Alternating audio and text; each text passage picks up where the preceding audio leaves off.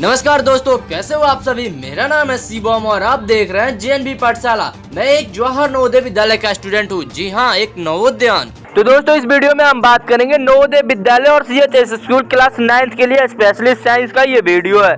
तो first question ये रहा आपके स्क्रीन पे, आप इसे सॉल्व करना शुरू कीजिए।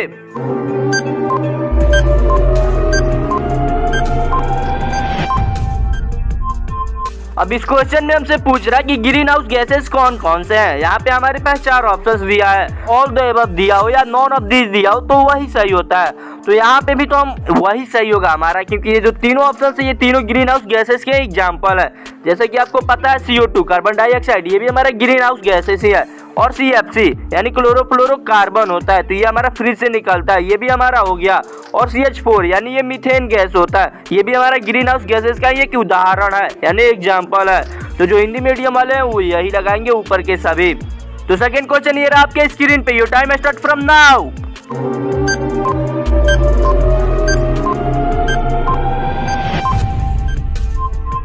अब इस क्वेश्चन में आप अच्छे से समझना, tadpole develops into adult by the process of. अब एक जो टैडपोल होता है वो फ्रॉग जब जन्म देता है अपने बच्चे को, उसकी जो शुरू की अवस्था होती है, कंडीशन होती है, उसी को हम टैडपोल बोलते हैं। जबकि वो कुछ इस तरीके से मतलब उस समय दिखाई देता है, मतलब उसका जो बॉडी के पार्ट्स होते हैं अभी अच्छे से नहीं दिखाई देते हैं। वो टैडपोल जो होता है एक फ्रॉग में, एडल्ट फ्रॉग में कन्वर्ट होता है। इस प्रोसेस को क्या बोला जाता है?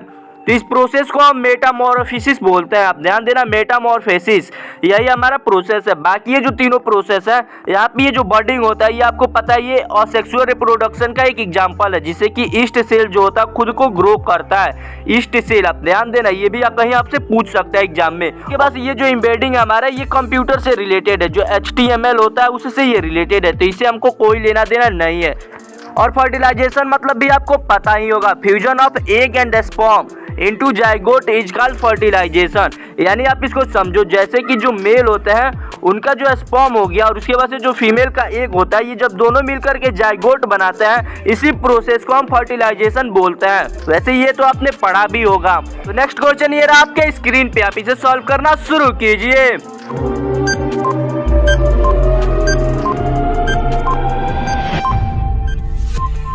अब इस क्वेश्चन में क्या बोल रहा है, एक क्षेत्र में रहने वाले जीव और गैर जीवित यानी जो निर्जीव पदार्थ होते हैं, नॉन लिविंग घटक का एक गठन करते हैं। यानी किस घटक का यहाँ पे एक गठन करते हैं, उनके ग्रुप को क्या बोला जाता है, यानी वो जिस जगह पे रहते हैं उस क्षेत्र को क्या बोला जाता है। यहाँ पे भी थोड़ा हम समझ लेते हैं, living organism and non living components of an area constituted, उसको क्या बोला जाता है। तो यहाँ पे देखो, पहले हमारे पास ये फ्लोरा एंड फौना है, इसको हम पहले गलत काट देते हैं। अब आप बोलोगे क्यों? क्योंकि देखो ये जो फ्लोरा और फौना जो होता है, इसका मतलब होता है, ये फ्लोरा मतलब होता है जब एक किसी पार्टिकुलर एरिया में एक ही तरीके के प्लांट पाए जाते हो, बिल्कुल वैसे ही किसी एक पार्टिकुलर एरिया में प्लांट पाए जाते हो। जैसे कि जो गिर राष्ट्रीय उद्यान है, जैसे कि जो बंगाल में है, आपने सुना होगा, वहाँ पे बंगाल टाइगर पाया जाता है, तो वहाँ के लिए एक फौना हो गया, यानी वहाँ का एक जीव हो गया। तो इसको आप दोनों में डिफरेंस करने के लिए एक ट्रिक समझ जाओ। जैसे फ्लोरा मतलब होता है हमारा प्लांट, अब यहाँ पे आप देखो PLANT प्लांट, प्लांट में भी यल आता है सेकंड नंबर पे और फ्लोरा में भी सेकंड नंबर पे आता है, तो इससे आप रिलेट करके इसको याद कर सकते हो। और फौना, फौना मतलब होता है एनिमल, तो ए से ये शुरू होता है, जबकि ये इसमें सेकंड नंबर पे आता है। मतलब एक को अगर एक को आप याद कर लोगे तो सेकंड वाला ऑटोमेटिक ऐसे ही याद हो जाएगा। अब हमारे पास 2 ऑप्शंस गलत हो गए, लेकिन अभी भी 2 ऑप्शंस जिंदा है, यानी इनको भी अब चुनना है कि कौन सा हमारा सही होगा। यहाँ पे अब आप कंफ्यूज ना होना। अब आप देखो, यहाँ पे हमसे पूछ रहा है कि लिविंग ऑर्गेनिज्म भी साथ में रहे और नॉन लिविंग ऑर्गेनिज्म भी। तो जो जहाँ पे लिविंग और नॉन लिविंग दोनों एक साथ रहते हैं उसको इकोसिस्टम बोला जाता है। इकोसिस्टम में क्या होता है कि लिविंग और नॉन लिविंग ऑर्गेनिज्म एक साथ रह करके एक दूसरे के साथ इंटरेक्ट करता है। जैसे कि क्या है कि हम यहाँ पे धरती पे रहते हैं, हम अपने एरिया में एक रहते हैं, तो यहाँ पे हम पेड़ पौधों पे डिपेंड है, पेड़ पौधे हम पे डिपेंड है, हम जैसे कि नदी तालाबों पे डिपेंड है या जमीन पे डिपेंड है। तो ये सभी भी जो होते हैं हमारे एक प्रकार से निर्जीव चीजें होती है। जैसे कि मैंने नदी बताया, तालाब बताया, जमीन बताया, ये सभी चीजें निर्जीव होती है। तो इसलिए ये इकोसिस्टम करेक्ट होगा। और जो बायोस्फीयर होता है ये हमारी बायोडाइवर्सिटी को प्रोटेक्ट करता है। तो नेक्स्ट क्वेश्चन ये रहा आपके स्क्रीन पे, your time start from now.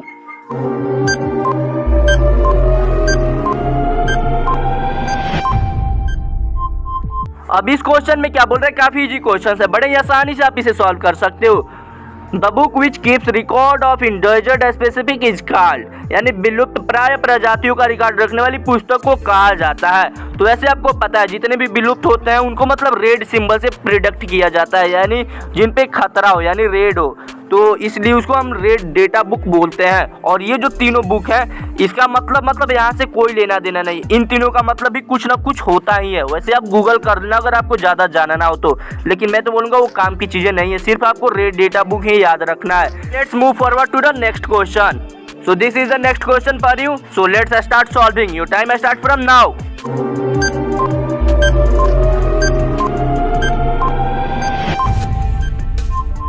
अब इस क्वेश्चन में क्या बोल रहा है आप ध्यान से समझना। Air pressure dot dot dot as the increases height, as the height increases. यहाँ पे बोल रहा है कि एयर प्रेशर जो होता है जैसे जैसे ऊंचाई बढ़ती है एयर प्रेशर पे क्या प्रभाव पड़ता है, यानी जो एयर प्रेशर हम पे पड़ता है, जैसे कि मान लीजिए एक आदमी हो गया तो इस पे कुछ इस तरीके से एयर प्रेशर पड़ता है। अब यहाँ से आप समझो, तो अब आप समझो ये एक प्रकार से मान लीजिए मैंने एयर प्रेशर को यहाँ पे डिपेक्ट कर दिया। अब जैसे मान लीजिए कोई आदमी यहाँ पे है तो इस पे जो एयर प्रेशर पड़ेगा ये जितने एयर मॉलिक्यूल्स यहाँ पे है सबका पड़ेगा। लेकिन अगर वही आदमी अब यहाँ पे आ जाता है तो उस पे अब एयर प्रेशर बस इतना ही पड़ेगा। तो अब इतने एरिया में जितने एयर मॉलिक्यूल्स होंगे सिर्फ वही उस पे प्रेशर डालेंगे, तो ये कम मॉलिक्यूल्स है तो ये कम प्रेशर डालेंगे। यानी यहाँ से हमें ये पता चलता है कि जब हाइट बढ़ता है तो जो एयर प्रेशर होता है वो डिक्रीज होता है, यानी कम हो जाता है। तो इस तरीके से ऑप्शन सेकेंड हमारा सही हो जाएगा, यानी जब वायु दाब जैसे जैसे ऊंचाई बढ़ता है वैसे वैसे कम हो जाता है। So let's move forward to the next question. So this is the next question for you. So let's start solving. Your time start from now.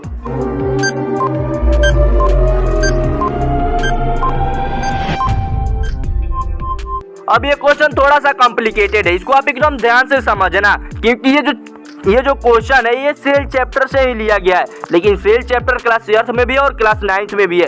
तो इस चैप्टर को मैं आपसे यही बोलूँगा कि आप डायरेक्ट क्लास 9 से पढ़ना, क्योंकि क्लास 9 में आप जो चीज़ें पढ़ोगे वो क्या होगा कि क्लास 8 भी आप पूरा अच्छे से पढ़ लोगे और प्लस एक्स्ट्रा जो दिया है क्लास 9 में वो भी पढ़ लोगे।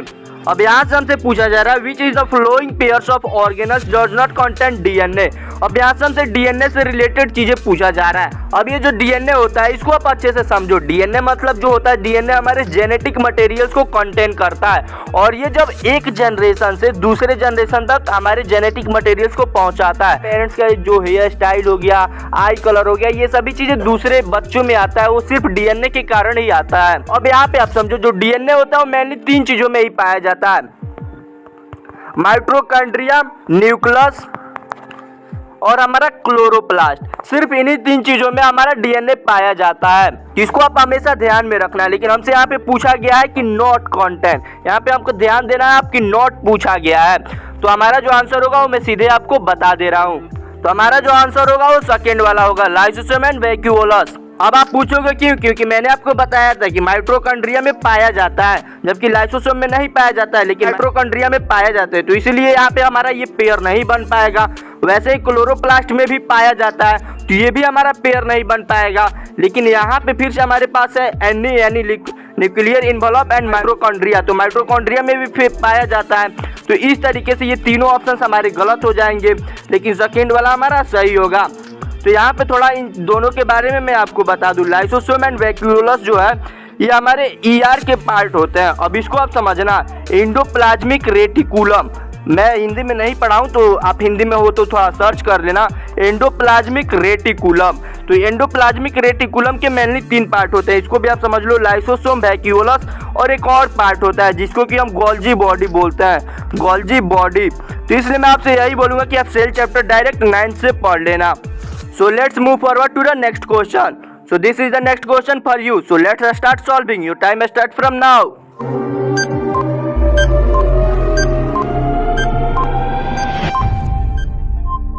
अब इस क्वेश्चन में क्या बोल रहा है ध्यान से समझना। Magnesium ribbon on warning in air produce, जब हवा में जलाने पे मैग्नीशियम रिबन पैदा करता है, क्या क्या चीजें पैदा करता है। अब आप देखो, कोई चीज जब आप जलाओगे तो वहां से 2 चीजें रिलीज होती है, एक तो हमारा लाइट रिलीज होगा और दूसरा हमारा हीट रिलीज होगा, क्योंकि जहाँ भी लाइट रिलीज होगा वहाँ पे हीट तो रिलीज होना ही होना है, भले ही थोड़ा कम हो लेकिन ज़्यादा हो, लेकिन हीट रिलीज होता ही होता है। तो अब देखो हमारा दो चीज़ें कॉमन होनी चाहिए, हीट और लाइट। तो जब हम मैग्नीशियम को जलाते हैं तो मैग्नीशियम हमारा O2 के साथ रिएक्ट करता है, तो जब मैग्नीशियम O2 के साथ रिएक्ट करेगा तो ये MgO बनाता है, तो इसको हम बोलते हैं मैग्नीशियम ऑक्साइड। तो यहाँ पे तीन चीज़ें हमारे पास होनी चाहिए, एक तो मैग्नीशियम ऑक्साइड, दूसरा हमारा हो गया हीट और तीसरा हमारा हो गया लाइट। तो ये तीनों चीज़ें जिसमें हो उसको हम सही कर देंगे, बाकी और कोई भी हमारा सही नहीं होगा। तो यहाँ पे आप देखोगे कि ऑप्शन नंबर सी जो हमारा है वो सही है, बाकी सब में गलत है, क्योंकि यहाँ पे देखो सिर्फ हमारे पास हीट ही दिया है। अगर यहाँ पे एंड लाइट लगा देता तो ये हमारा सही हो जाता। यहाँ पे हमारा वाटर दे दिया, वाटर से गलत हो गया, यहाँ पे भी वाटर दे दिया, गलत है, सिर्फ ऑप्शन थर्ड हमारा सही है। So let's forward to the next question. So this is the next question for you. Let's start solving. Your time start from now.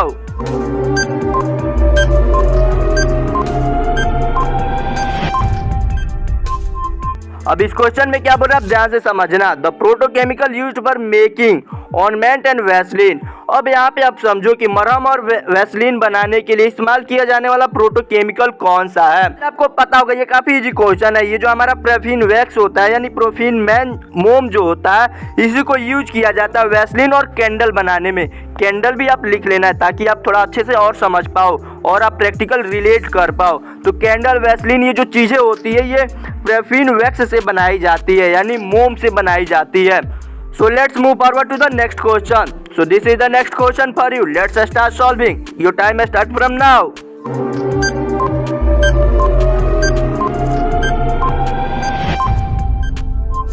अब इस क्वेश्चन को आप समझो।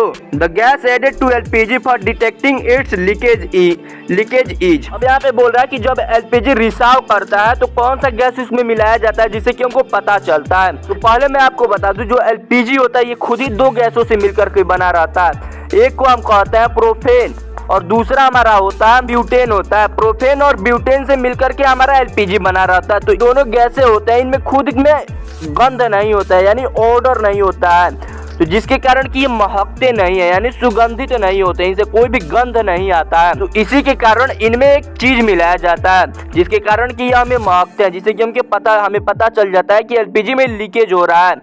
तो यहाँ पे आप समझो, यहाँ पे तीन ऑप्शन हमारे पास है, तो ये तीनों गलत है। अब आप पूछोगे क्यों? क्योंकि आपको पता है ये तीनों नॉर्मली नाम है, नाइट्रोजन और ऑक्सीजन।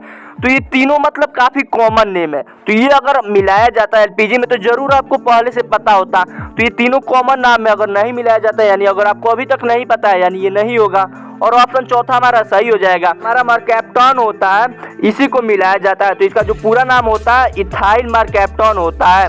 तो इसको आप याद कर लेना, इसी के कारण LPG से गंध आता है। So let's move forward to the next question. So this is the next question for you. Let's start solving. Your time start from now.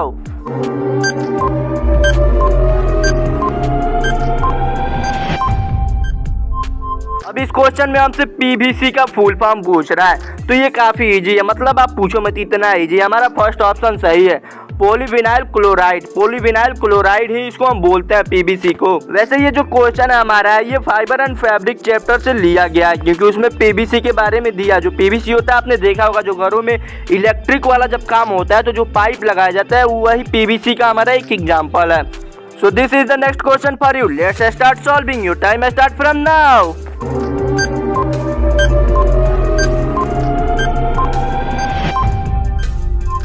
अब ये क्वेश्चन थोड़ा सा कॉम्प्लिकेटेड है, आपको इसको अच्छे से समझना पड़ेगा। When a vessel is exposed to moist air for a long time, then a green coating is formed on its surface the vessel is made of.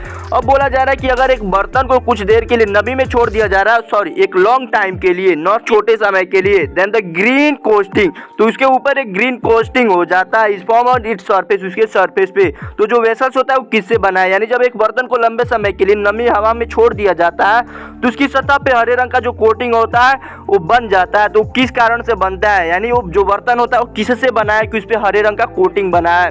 तो मैं आपको बता दूं, इसपे वो जो बर्तन होता है वो कॉपर से बना होता है, आप ध्यान देना कॉपर से। लेकिन आपको रीजन भी तो चाहिए ना कि क्यों बनता है, क्यों ग्रीन कलर का बनता है। तो मैं आपको बता दूं, लगभग जितने भी मेटल होता है सभी मेटल में रस्टिंग की प्रोसेस होती है। तो उसी तरीके से ये जो कॉपर होता है, कॉपर पे जो ग्रीन कलर का कोस्टिंग होता है वो कॉपर का रस्ट होता है, यानी उस पर एक प्रकार से मोर्चा खा जाता है, ऐसे आप बोल सकते हो। तो ये जो कॉपर होता है ये एयर के साथ रिएक्ट करता है। पहले तो ये अगर कॉपर को आप छोड़ दोगे तो ये कॉपर जो हमारा ऑक्सीजन के साथ रिएक्ट करेगा। तो ये जो कॉपर ऑक्सीजन के साथ रिएक्ट करेगा तो ये हमारा बनाएगा CuO। और उसके बाद से अगर आप इसको ऐसे ही छोड़े रहोगे तो ये हमारा कार्बन डाइऑक्साइड के साथ भी रिएक्ट करता है। तो जब ये कार्बन डाइऑक्साइड के साथ रिएक्ट करता है तो ये हमारा एक जो प्रोडक्ट आता है ये हमारा आ जाएगा CuCO3, यानी कॉपर कार्बोनेट। आप ध्यान देना, कॉपर कार्बोनेट CuCO3 नहीं होगा तो आप लिख लेना कहीं CuCO3। तो ये हमारा जो कॉपर कार्बोनेट होता है इसका जो कलर होता है यही हमारा ग्रीन कलर का होता है, जिसके कारण कि वेसल्स होता है उस पर जो कोटिंग होता है वो ग्रीन कलर के हो जाता है। तो वीडियो पसंद आई हो तो अपने दोस्तों के पास भी शेयर करना और वीडियो को लाइक करना और चैनल को सब्सक्राइब करके JNB पाठशाला से जुड़ जाओ। तो फिर मिलते हैं अगले वीडियो में, तब तक के लिए जय हिंद।